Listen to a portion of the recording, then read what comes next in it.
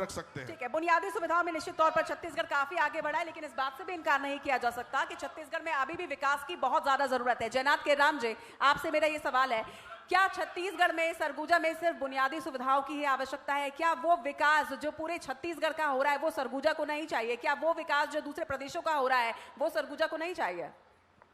देखिए, सरगुजा में हम विकास को अगर किसी को देखना तो ग्रामीण क्षेत्रों में चले जाए, सड़कें बता देंगे कि किसका कितना विकास हुआ है।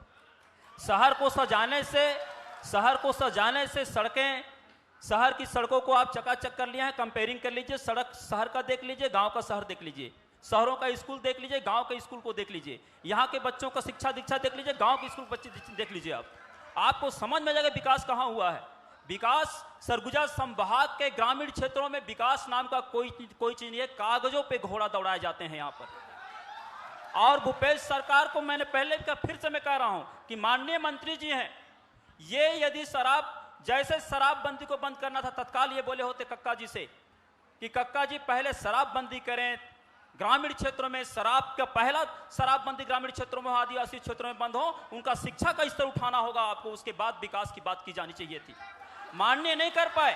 ये तो कहीं इनका एक बयान आया था कि सड़कों में गड्ढे होने चाहिए, बहुत प्लेन गड्ढा होता है तो एक्सीडेंट हो जाता है। ठीक है, तो ऐसा कोई योजना भी आप चलाना चाहते हैं? ठीक है। और मैं वो शिक्षा विभाग को इन्होंने क्या व्यवसाय बना लिया? शिक्षा विभाग में पदोन्नति के नाम पर, ट्रांसफर के नाम पर जिस तरह का व्यवसाय चला, मैं नहीं कहता, कांग्रेस के पदाधिकारी बैठ के वहां कहते हैं, इनके बाकायदे इनके कार्यक्रम में कहते हैं कि हमको हमारे बच्चों के ट्रांसफर कराने के लिए, हमारे बहू के ट्रांसफर कराने के लिए पैसे लग रहे हैं। पटवारी पैसा मांगता है हमसे, थानेदार पैसा मांगता है। आपकी सरकार है, आप लूट रहे हैं, हमारा क्या स्थिति होगा आप ये बताइए। ये तमाम चीजें ऐसे हैं जिन बातों पे, इसलिए कांग्रेस की सरकार को यहाँ के लोग अब जानने लगे हैं, भाजपा कांग्रेस दोनों को पहचानने की कोशिश कर रहे हैं यहाँ के लोग, और ये समझ लिए हैं कि पिछले 70 साल में ये कांग्रेस भाजपा भाई भाई। देखिए, मैं दोनों को घेरता हूं, बड़ी मुश्किल हो जाती है, आप ताली नहीं बजाते, आपको बजाना चाहिए। और मैं ये कहता हूं कि हम जब भी देश की समस्याओं को जब भी देखना होगा, राजनीतिक चश्मे से नहीं देखना चाहिए, देश के नागरिक होने के चश्मे से, प्रदेश का बेटन चाहिए। ये आप वही झीरम घाटी की बात करता हूं, आप बोलेंगे झीरम घाटी हमारा मुद्दा है, कांग्रेस का मुद्दा है। जी नहीं, उसमें जितने लोग मारे गए वो छत्तीसगढ़ के बेटा थे, वो छत्तीसगढ़ के माटी थे, उनके लिए न्याय होना चाहिए था। आपने उस मुद्दे को अभी तक लटकाए रखा है, उसके जरिए वोट मांगने का प्रयास आप करते हैं, ये गलत तरीका है। आप भावनाओं से खेलते हैं। मणिपुर के मामले में बीजेपी कोई आंदोलन नहीं किया, क्यों नहीं किया? केवल एक लाइन, मणिपुर के मामले में बीजेपी शांत क्यों थी? मैं चाहता हूं बीजेपी भी इस पे कहें। ठीक है, टेकाम जी, एक छोटा सा सवाल, आखिरी सवाल है, बहुत संक्षिप्त में इसका जवाब चाहूंगी। जब क्षेत्रीय दल सामने आते हैं तो क्षेत्रीय दल उस क्षेत्र के मुद्दों को लेकर आती हैं। राष्ट्रीय दल के लिए बहुत सारे मुद्दे होते हैं, लेकिन क्षेत्रीय दल उन क्षेत्र के मुद्दों को लेकर आती है। लगता है कि जो क्षेत्रीय दल जो है वो किसी भी तरह से चुनौती है? देखिए, क्षेत्रीय दल जितने बने हैं सब वोट कटवाए हैं, और यहाँ पर किसी भी बड़े बड़े क्षेत्रीय दल बने, यहाँ पर कहीं कोई पनप नहीं पाए। यहाँ के 2 ही पार्टी हैं, कांग्रेस और भाजपा।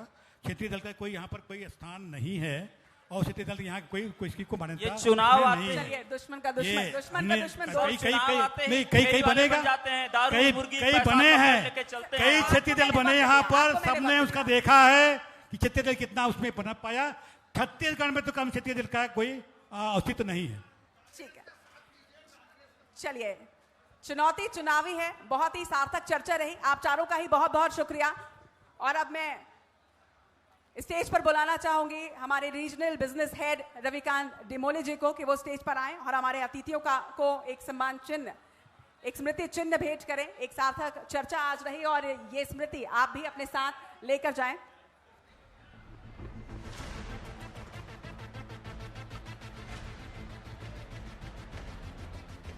जोरदार तालियां सार्थक चर्चा के लिए और हमारे सम्मानीय मंच के लिए।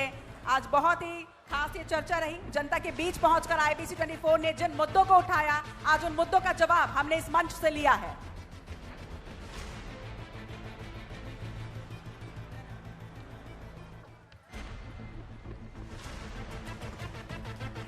रामसेवक पैकरा जी, पूर्व गृह मंत्री, एक बार जोरदार तालियां इनके लिए भी। देखिए, जब जवाब मिल रहे थे तब आप लोग बहुत हूटिंग कर रहे थे, अब तालियों में भी वो जोश नजर आना चाहिए आप सभी का।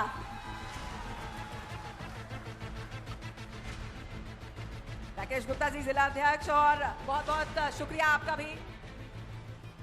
गोंडवाना गणतंत्र पार्टी क्षेत्रीय पार्टी, लेकिन बहुत ही मुखरता के साथ क्षेत्रीय मुद्दों को उन्होंने उठाया। बहुत बहुत धन्यवाद आपका भी।